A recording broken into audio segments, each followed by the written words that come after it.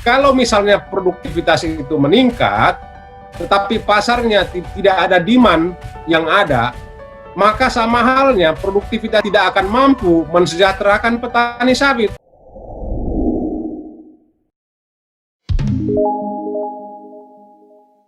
Terima kasih sudah bergabung dengan kami pada siang ini, Pak. Pemirsa, pada hari ini insya Allah kita akan berdiskusi dengan ketiga narasumber kita untuk mempertanyakan PSR berkah atau mudarat. Pemirsa, sudah ada program dari pemerintah untuk meningkatkan produktivitas perkebunan sawit rakyat dengan mereplanting tanaman yang sudah tua atau tidak produktif lagi. Untuk itu pemerintah memberikan bantuan sebesar 30 juta rupiah per hektar kepada petani langsung. Program ini seharusnya memberikan manfaat yang luar biasa bagi para petani. Namun ada beberapa pihak yang khawatir pengelolaan dana dari petani menimbulkan masalah baru. Apakah benar demikian? Untuk membedah hal tersebut, saat ini telah hadir bersama kami ketiga narasumber. Dan untuk membahas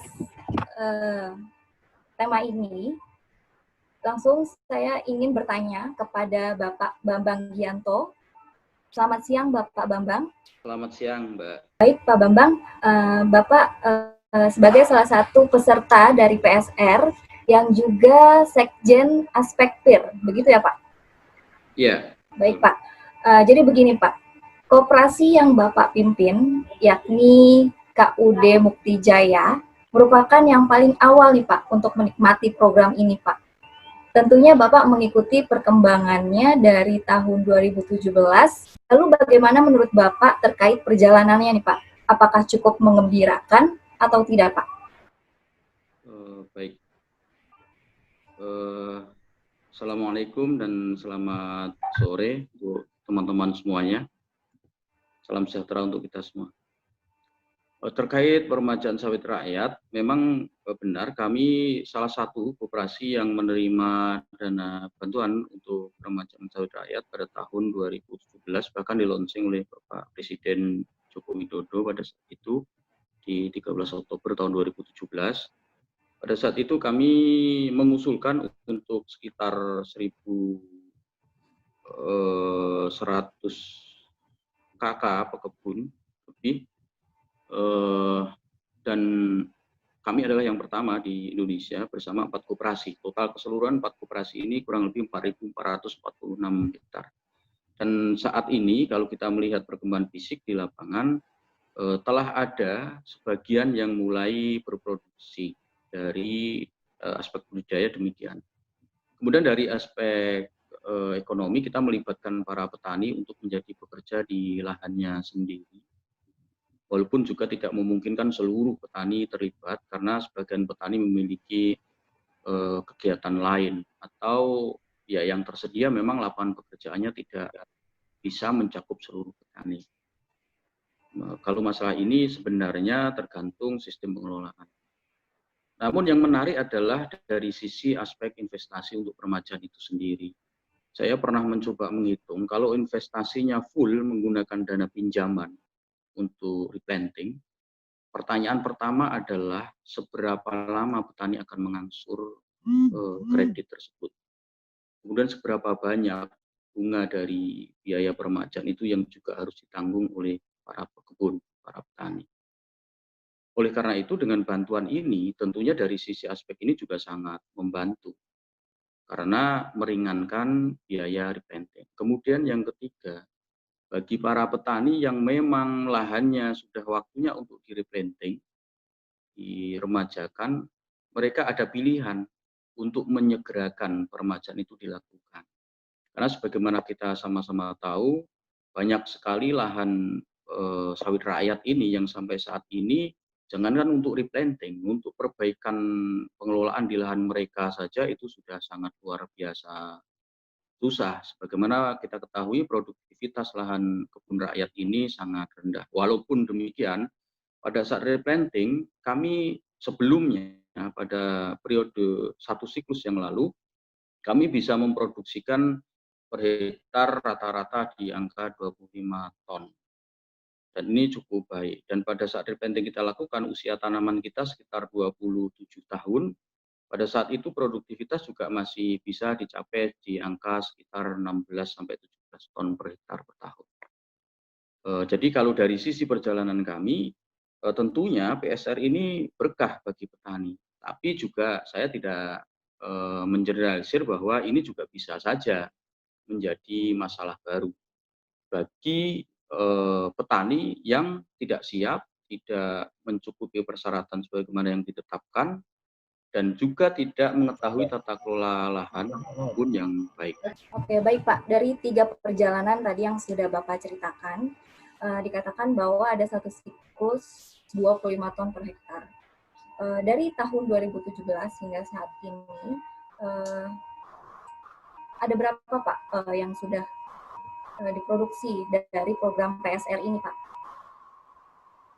Kalau dari lokasi lahan kami yang saat ini sudah mulai kita produksikan sudah sekitar 83 hektar dan akan terus bertambah karena ini sesuai dengan periode tanamnya. Jadi kita tanam per bulan itu kita produksi secara bersama. Jadi dari kurang lebih 2.400 sekian hektar yang di lokasi kami itu sudah 80 hektar berproduksi dan bulan berikutnya nanti akan bertambah di Juli itu sudah akan sekitar 400-an hektar dan terus bertambah dan akan berproduksi 100% menurut perkiraan kami itu di pertengahan tahun depan itu sudah 100% berproduksi. Sudah 100% begitu ya Pak? Di tahun 2023? Tahun 2021. 2000 ya Pak? Tahun 2021 ya? 2021.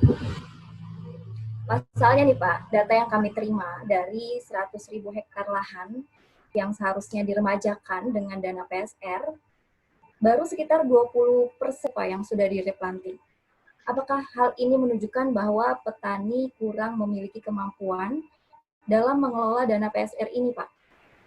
Kalau kita bicara kecepatan diukur dari lahan yang sudah ditanam, itu ada beberapa aspek sebenarnya yang juga harus dicermati bahwa menyiapkan bibit itu juga tidak bisa secepat membalikkan telapak tangan.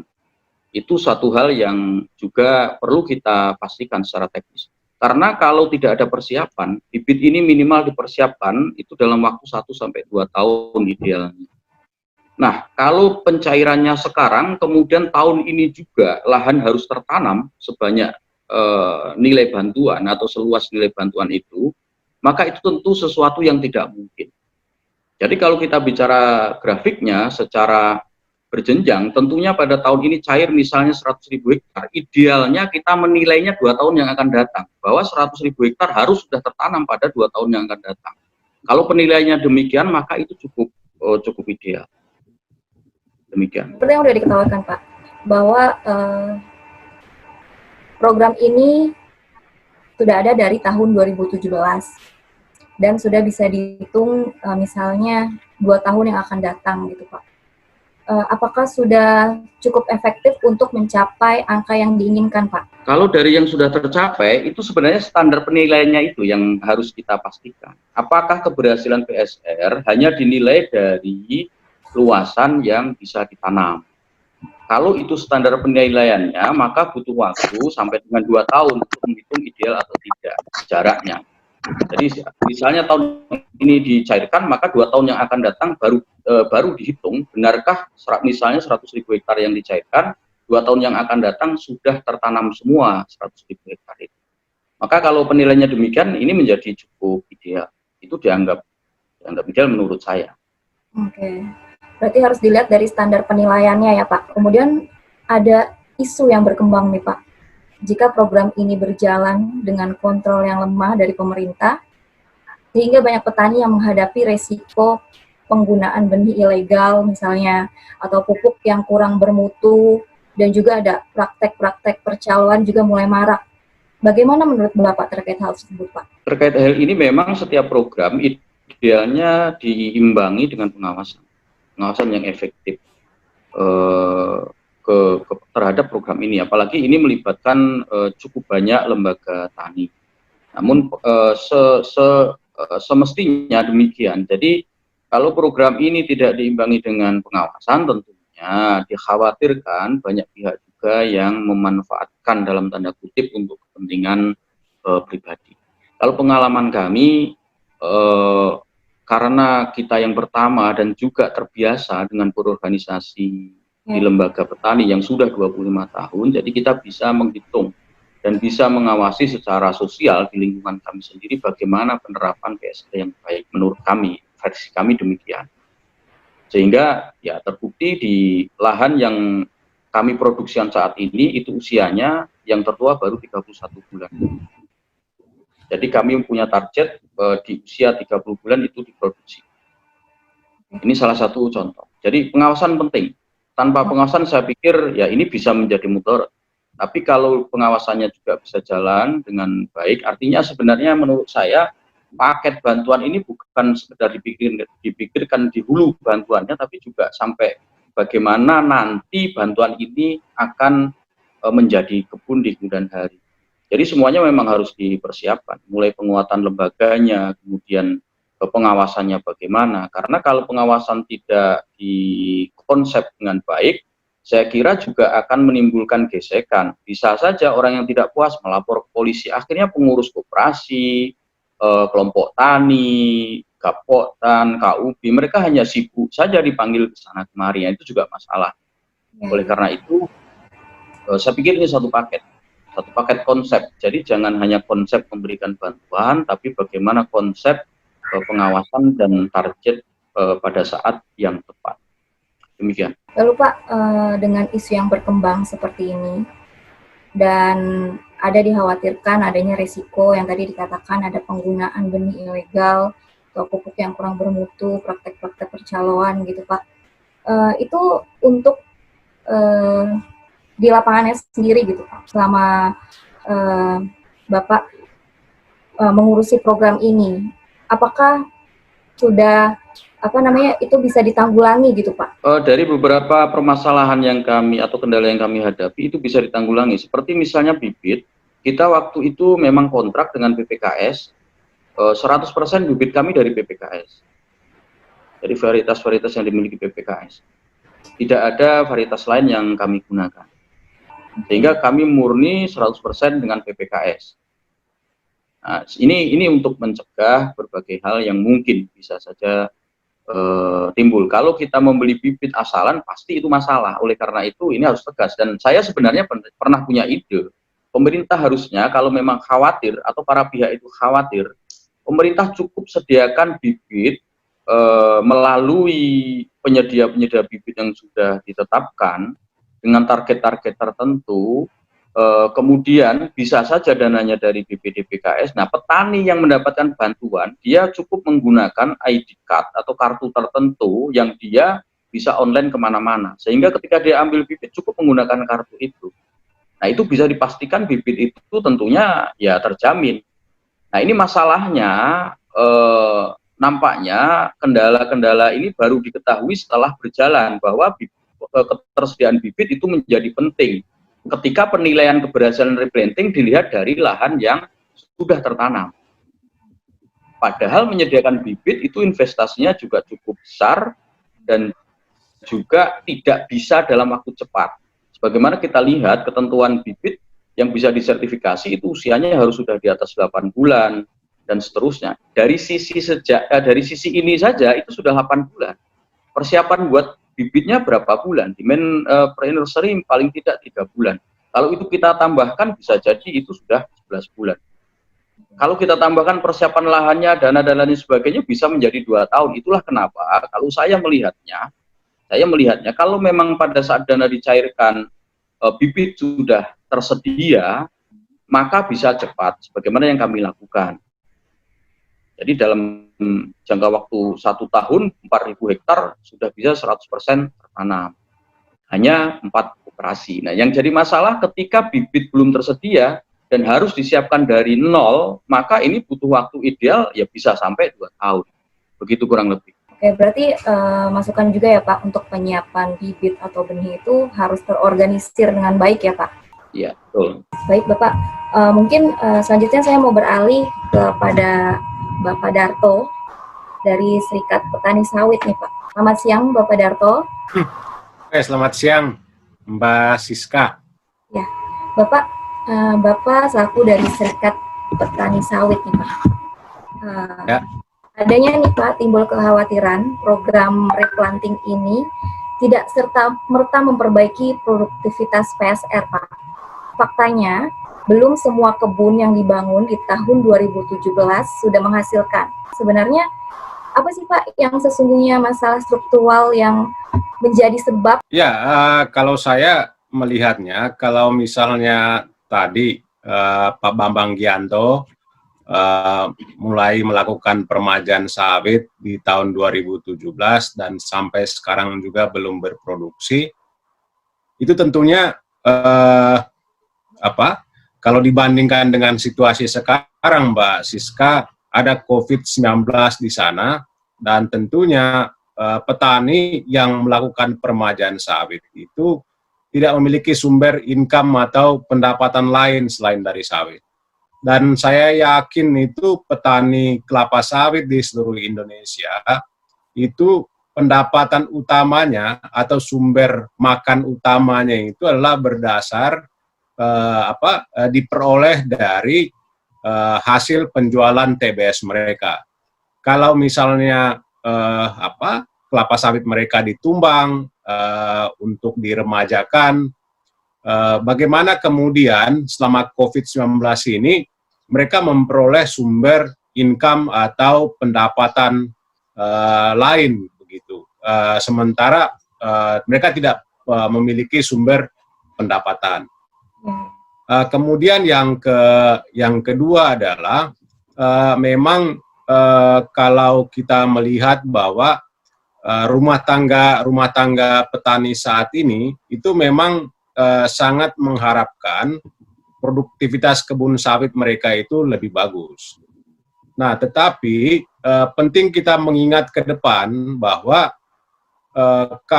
sekarang saya mau melihat begini Mbak Siska, saya mau melihat program sawit rakyat itu, replanting atau replanting yang sering orang sebut, itu tidak menggunakan kacamata kuda, tetapi saya mau melihat ke depan ya, dalam konteks pemasaran dan juga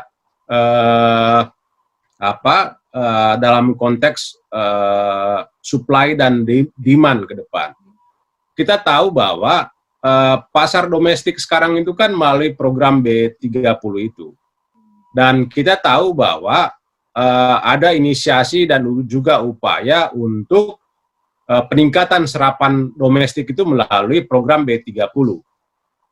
Nah, tetapi kalau kita lihat bahwa situasi sekarang itu terjadi oversupply atau overproduksi. Kebun cukup luas, 16,3 juta hektar, dan juga sekarang ditambah dengan program peningkatan produktivitas melalui program permajaan sawit rakyat. Bayangkan kalau misalnya produktivitas kebun sawit kita sekarang itu bukan produksi minyak sawit nasional Indonesia itu 51 juta ton di tahun 2019 dengan dengan melihat sekarang kita tahu B30 ada, terus kemudian itu ada pasar di luar negeri segala macam, dan semua orang sekarang itu mengeluh terkait dengan oversupply. Kalau misalnya permajaan sawit sekarang itu berjalan lancar semua gitu ya, dan juga peningkatan produktivitas itu sesuai dengan yang diharapkan mencapai 36 ton per hektar per tahun, maka 16,3 juta hektar itu akan memperoleh produksi CPO sekitar 80 juta ton. Itu kalau misalnya produktivitasnya itu bagus, dengan bibit yang tadi udah disampaikan itu harus bagus. Tetapi kita lihat itu adalah pasarnya itu bagaimana. Nah, kalau misalnya produktivitas itu meningkat, tetapi pasarnya tidak ada demand yang ada, maka sama halnya produktivitas itu tidak akan ada tidak akan mampu mensejahterakan petani sawit. Produktivitas meningkat, tetapi petani tidak akan bisa melakukan panen. Mengapa? Karena semua tangki akan penuh.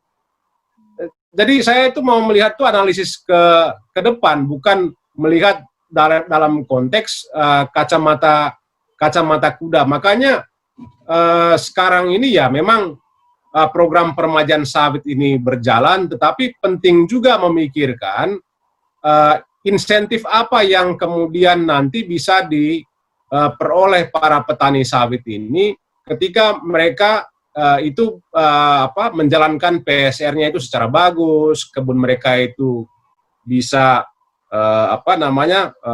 sudah sesuai dengan standar-standar ISPO yang ada, punya sertifikat lahan di areal yang legal, produktivitasnya bagus, mereka menerapkan good agriculture practices yang bagus. Tapi perlu ada insentif dan juga benefit lain yang harus dipikirkan kepada mereka.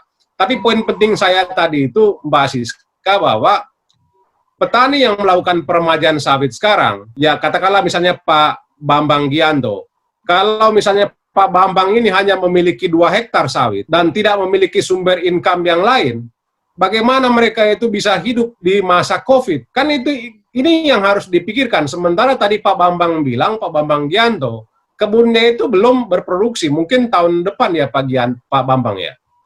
Mungkin tahun depan baru berproduksi. Tapi kalau sekarang itu sumber income-nya itu dari mana? Kecuali kalau misalnya ada petani-petani lain itu juga yang masih memiliki kebun swadayanya. Mungkin itulah yang menjadi sumber income-nya untuk mereka.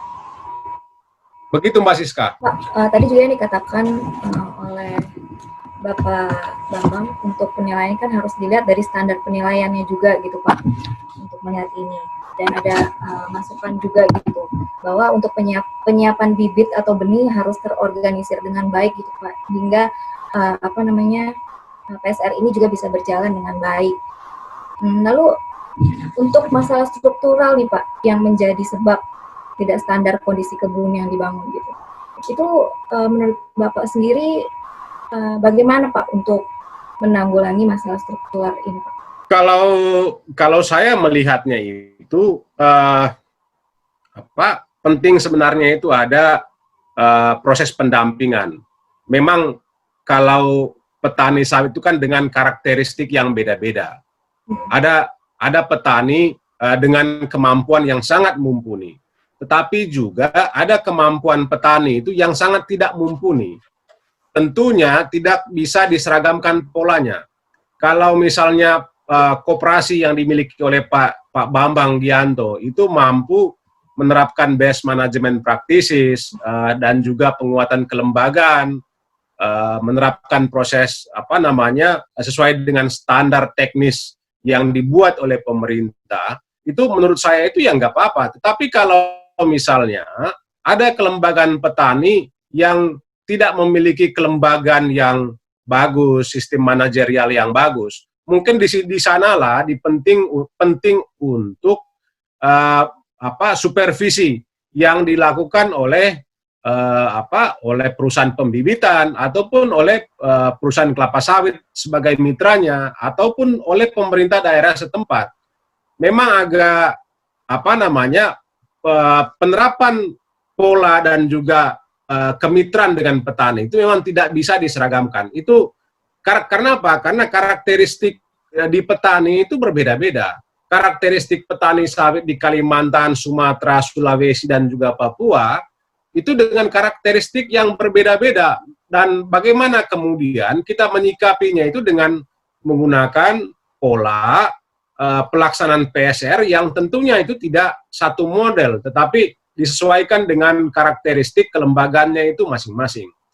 Penting memang kalau yang kami lihat adalah ada memang kelembagaan-kelembagaan tani yang memang yang dibentuk itu hanya untuk misalnya menalangi subsidi saja misalnya. Kalau saya bilang dari dulu itu adalah seperti burung merpati, koperasi ala burung merpati. Kalau ada makan ngumpul, nggak ada makan ya bubar. Tetapi kalau misalnya ada juga kelembagaan-kelembagaan tani yang dikembangkan secara profesional itu banyak sekali. Tetapi ada juga kelembagaan-kelembagaan tani dengan sistem manajerial yang lemah. Misalnya tidak ada pengawasannya, kapasitas yang memadai itu kurang terlalu banyak di dalam kelembagaannya. Tapi ini memang penting untuk disesuaikan dengan karakteristik masing-masing wilayah atau karakteristik masing-masing kelembagaan tani yang ada begitu.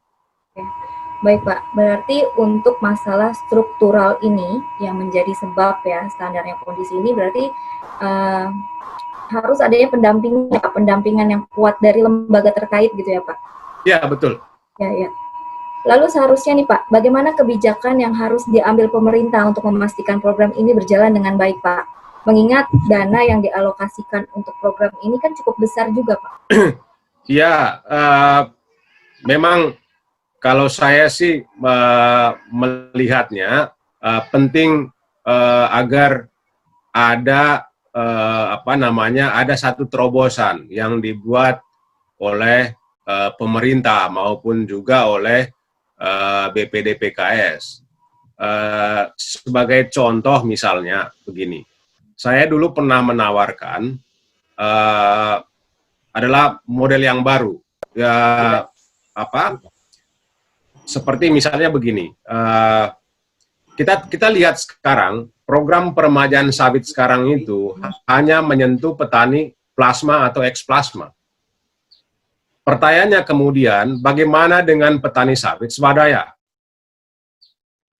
Secara landscape politik, petani swadaya itu jumlahnya itu besar daripada petani plasma.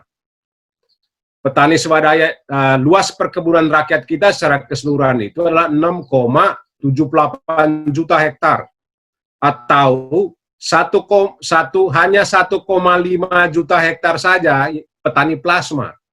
Sisanya itu 5,2 juta sekian, 5,2 juta hektar itu adalah petani swadaya. Nah, program sekarang itu memang belum menyentuh petani swadaya itu. Memang ada yang melakukan peremajaan sawit secara mandiri sekarang, tanpa ada bantuan dari perusahaan, tanpa ada bantuan dari pemerintah, tanpa ada bantuan dari BPDPKS. Itu petani sawit swadaya sekarang. Artinya apa? Ketika misalnya kita tidak melirik petani swadaya, maka cita-cita untuk melakukan revitalisasi perkebunan rakyat dalam konteks peningkatan produktivitas itu tidak akan tercapai. Karena apa? Karena kita membuat prosedur yang memang hanya cocok untuk petani plasma, tetapi tidak cocok untuk petani swadaya. Di sanalah kemudian terjadi apa? Petani swadaya melakukan peremajaan sawit secara mandiri. Kita boleh punya ide, oke, peremajaan sawit sekarang itu harus dengan bibit yang bagus, tapi petani swadaya sekarang bisa dicek yang melakukan peremajaan sawit secara mandiri. Mereka gunakan bibit yang sesuai atau tidak.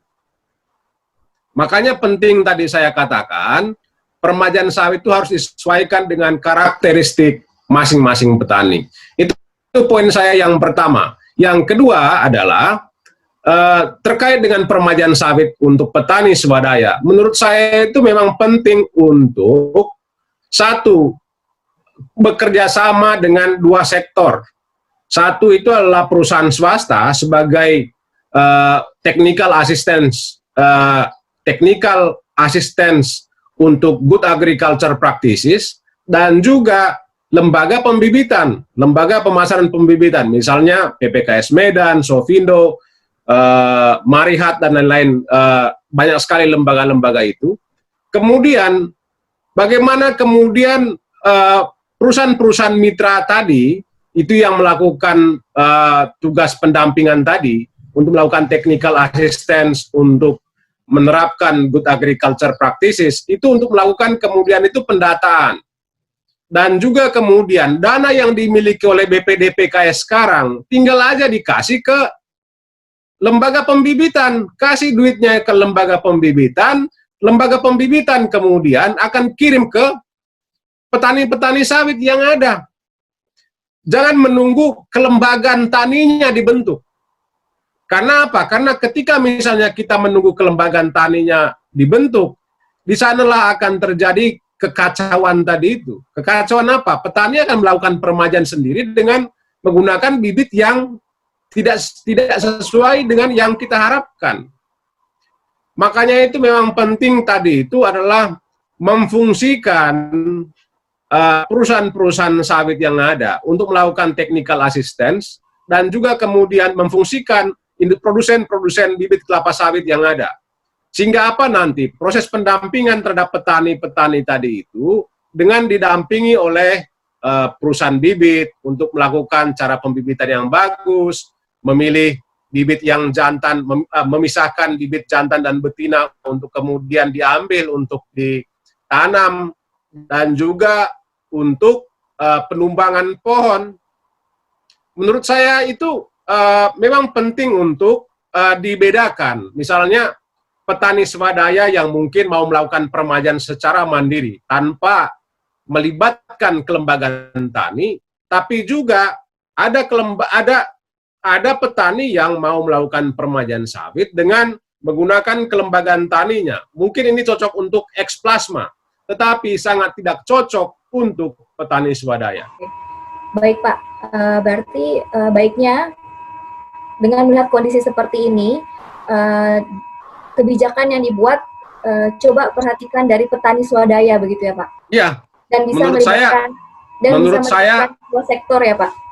Ya, menurut saya itu begitu. Karena kalau misalnya kita mau memperhatikan petani kelapa sawit, maka jangan mendiskriminasikan petani swadaya. Mereka jumlahnya itu lebih besar dibanding petani plasma sendiri ya Pak? Dibanding petani plasma. Oke, baik Pak. Kemudian saya mau beralih lagi nih kepada Bapak Jatmiko. Selamat siang menjelang sore Bapak. Selamat sore Mbak Siska, Pak Bambang, Pak Darto. Baik Pak, Pak Jatmiko selaku Direktur PTPN 5 nih Pak. Jadi saat ini ada satu kekhawatiran nih Pak yang muncul dari program PSR ini, adalah terganggunya hubungan antara inti dan plasma gitu Pak.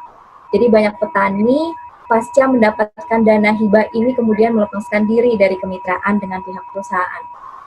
Lalu bagaimana nih Pak pendapat Bapak terkait hal tersebut Pak? Apakah ini bisa menjadi indikasi tidak harmonisnya hubungan antara inti dan plasma Pak? Oke, kasih Mbak. Jadi begini Mbak, kalau kita lihat tadi, memang posisi dari perusahaan ini jelas. Kalau kita bicara PTPN 5, kami 50% dari CPO yang kami hasilkan itu berasal dari kebun inti. Jadi baik itu dari plasma maupun dari petani non plasma atau petani swadaya yang selama Bambang tadi. Artinya bagi PTPN 5 dan ini juga ada beberapa PTPN lain yang kapasitas pengolahannya itu memang sangat akan optimal pada saat kita melakukan pembelian buah non inti. Kenapa pemerintah pada waktu mendesain awal seperti itu? Karena memang pemerintah mengharapkan PTPN ini hadir untuk para petani juga, tidak hanya bicara pengembangan inti. Nah, bicara petani tadi, seperti kalau kita bicara harmonis, tidak harmonis, ini kan begini. Satu sisi, bapak-bapak petani pada waktu itu mungkin juga, saya ambil contoh PTPN 5 sendiri. Pada waktu itu merasakan bahwa ini PTPN ini hadir apa enggak sih, kadang hadir, kadang enggak. Artinya tidak konsisten untuk memberikan bantuan teknis kepada para petani. Namun di selain buat perusahaan, tidak semua petani juga ini memberikan respon yang baik juga dalam artian begini. Kami sampai sekarang ini masih ada menjadi avalis penjamin penuh di ada beberapa KUD. Namun KUD ini praktis sekarang sudah tidak melakukan, buahnya tidak setor ke kami, kemudian juga cicilannya pun jauh dari angkanya, sehingga ini merugikan kami. Nah, ini kan karena tidak jelas pembagian. Seperti tahun kemarin Pak, PTPN 5 sendiri ada beberapa hal, mungkin Bapak di sini sudah ada mendengarkan atau memperoleh informasi ini. Jadi waktu itu kita kenalkan yang namanya BUMN Sawit Rakyat, di mana di situ ada total hampir 21.000 hektar KUD yang mengelola 21.000 hektar KUD. Kemudian ada Himbara dan juga Bank BRI Agro. Di situ juga ada kami sebagai tiga elemen utama ini. Jadi yang kita lakukan adalah kita tawarkan memang ada beberapa layer kerjasama. Kerjasama yang pertama adalah penyiapan bibit dan off-taker. Jadi hanya menyiapkan bibit, kemudian mereka melakukan penanaman dan sebagainya, nanti buahnya ke kami.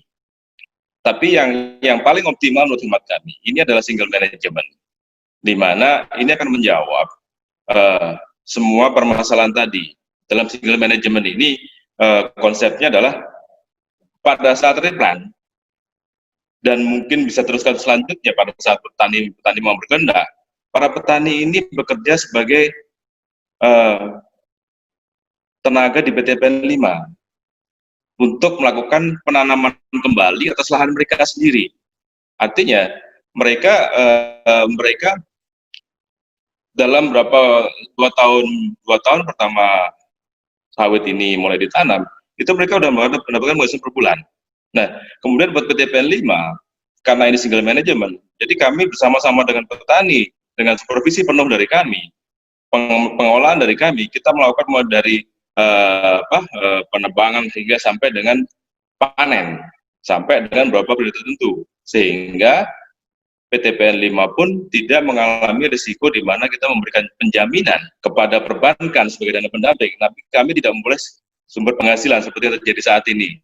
Jadi risiko buat perusahaan untuk memberikan talangan tapi tidak kembali itu hilang. Jadi tidak hanya talangi tapi ganti rugi. Artinya dari awal PTPN 5 memposisikan diri, kualitas dan kuantitas hasil panen nanti itu menjadi tanggung jawab PTPN 5 meskipun itu adalah kebun petani.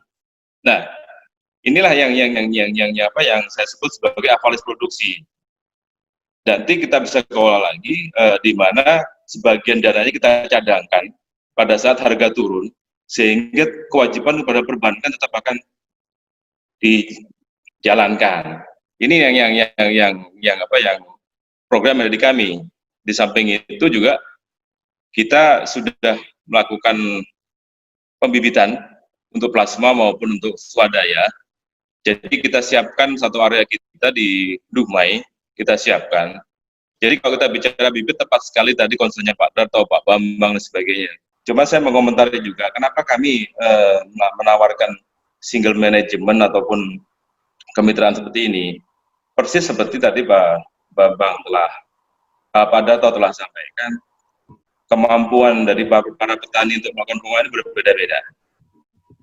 Jadi kalau untuk mengatasi bagaimana supaya dana pemerintah ini yang masuk ke para petani ini, baik swadaya maupun plasma ini betul-betul termanfaatkan dengan baik dan akan memberikan manfaat mereka hingga sampai akhir masa panen nanti, maka kalau usul kami diwajibkan untuk bermitra. Tapi mitra ini tidak hanya perusahaan. Mitra ini seperti KUD-nya Pak Bambang, ini kan sudah terbukti bahwa Pak Bambang bersama kelompok taninya itu mampu mengolah sawit mereka, bahkan sebelum ditebang pun sampai masih dengan 25 ton per hektar. Nah, ini bisa menjadi mitra petani juga. Jadi mitra petani tidak hanya bicara mengenai perusahaan, sehingga tidak ada opini juga bahwa ini akal-akalannya para pengusaha untuk memastikan itu semua masuk ke kami. Tidak. Pentingannya apa? Supaya risiko teknis, sehingga proyek pasti layak teknis. Karena sudah ada mitra pendamping, baik itu terserah pilihan para petani, mau dengan KUD maupun dengan perusahaan. Nah, pemerintah bisa saja menyusun shortlist atau menyusun yang boleh sebagai mitra siapa aja sih? Karena saya yakin tidak semua perusahaan memiliki kemampuan sebagai mitra. Ya. Tidak semua KUD juga memiliki kemampuan sebagai mitra. Supaya tidak menjadi hal yang bisa diargumentasikan bahkan didebatkan, penetapan siapa yang bisa menjadi mitra ini dilakukan lebih independen. Yang ini yang mereka melakukan semacam ranking atau shortlist mana yang boleh jadi mitra, baik itu KUD maupun perusahaan. Ini yang saya rasa bisa menjawab satu, meyakinkan bahwa proyek ini akan layak secara teknis. Karena sekarang proses kalian lakukan verifikasi dalam bentuk rekomtek itu itu hanya menjawab proyek ini layak secara hukum, bahwa ada sertifikatnya, tanahnya dan sebagainya. Tapi apakah yang bersangkutan mampu mengelola sebuah kebun sawit, tidak pernah terverifikasi. Apakah mereka juga dana pendamping sudah ada, juga tidak selalu terverifikasi. Begitu Mbak Siska, sementara. Terima kasih. Oke. Berarti sudah ada upaya dari PT PL5 agar petani tidak melepaskan diri gitu Pak dari kemitraan pasca mendapatkan dana hibah, karena mengurangi resiko teknis gitu ya Pak ya. Ya, jadi kalau upaya tetap Pak, itu semua ada di tangan petani. Karena memang beberapa plasma dari PT PL5, ex-PT PL5 yang sekarang tidak mau bergabung lagi dengan kami, memang mereka sudah memiliki kemampuan. Mereka punya kemampuan teknis, kemudian mereka memang mampu mengolah sendiri, dapat dana hibah, dan ada dana pendampingnya juga. Baik, kami nggak ada masalah. Baik Pak, lalu saat ini ada banyak kesan Pak bahwa Inti kurang merespon program ini dan enggan terlibat untuk memberikan dukungan karena dana tersebut dikelola oleh petani langsung gitu Pak dan tidak diserahkan ke perusahaan. Apakah benar gitu Pak pendapat Bapak? Nah, ini yang paling tidak kalau kita bicara PTPN, ya. Karena saya tidak bisa punya hak untuk mengomentari di luar PTPN. Ya. Kita sangat serius menangani ini Pak. Karena kita tahu persis buah petani ini juga memberikan kontribusi kepada perusahaan dalam pengolahannya. Nah, makanya di Maret 2019, waktu itu Menteri BUMN juga hadir di lokasi kita, itu adalah kita menggulirkan BUMN untuk sawit rakyat tadi, di mana kita perbankan, kita gandeng sekalian, di situ ada 5 bupati, bahkan di PT PN5, sebagai informasi, saat ini saya memiliki struktur tersendiri untuk menangani plasma dan pihak ketiga ini. Jadi kalau disampaikan bahwa para pengusaha tidak tertarik dengan PSR ini, saya kurang pas. Tapi bahwa pengusaha tidak tertarik untuk mengambil risiko, risiko di mana setelah dibantu kemudian mereka teman-teman petani tidak menjalankan kewajibannya. Nah itu baru bedanya gitu Pak. Kenapa? Ada bedanya begitu ya Pak? Oh iya dong, beda dong. Artinya makanya kami keluar dengan mekanisme tadi, sehingga risiko buat petani dipermainkan oleh mitra ditutup dengan kita memberikan ganti rugi kalau memang di bawah standar. Risiko buat perusahaan kita sudah bantu, kita sudah talangi, tapi buah tidak masuk ke tempat kami sehingga kita tidak bisa punya sumber penghasilan lagi, itu pun tertutup. Jadi risiko dua hal ini bisa ditutupi gitu Pak. Baik Pak, dari diskusi kita hari ini nih Pak, saya ingin mendengar harapan dan masukan secara singkat Bapak Jatmiko. Bagaimana harapan dan masukan dari diskusi kita hari ini Pak? Baik, dari diskusi kita hari ini kami sangat mengharapkan yang paling penting dari kegiatan ini semua adalah bagaimana kita bersatu padu antara kami yang dalam hal ini mewakili pengusaha, kemudian Pak Bambang yang mewakili para petani, demikian juga Pak Darto sebagai serikat. Bagaimana niat baik pemerintah ini dengan mengurangi beban petani melakukan tanam ulang ini dapat memberikan manfaat yang maksimal. Jauh dari kata mudarat, tapi justru manfaatnya harus maksimal. Harapannya adalah para pemangku semua pemangku kepentingan itu melihat bahwa inilah sebetulnya tulang punggung Indonesia ke depan. Semoga dana PSR ini lebih berkah ya Pak, dan tidak lagi menimbulkan mudarat begitu Pak. Terima kasih untuk semua para narasumber yang sudah bergabung dengan kami. Terima kasih untuk Bapak Jatmiko, Bapak Bambang, dan Bapak Darto. Terima kasih Pak. Ya, terima kasih.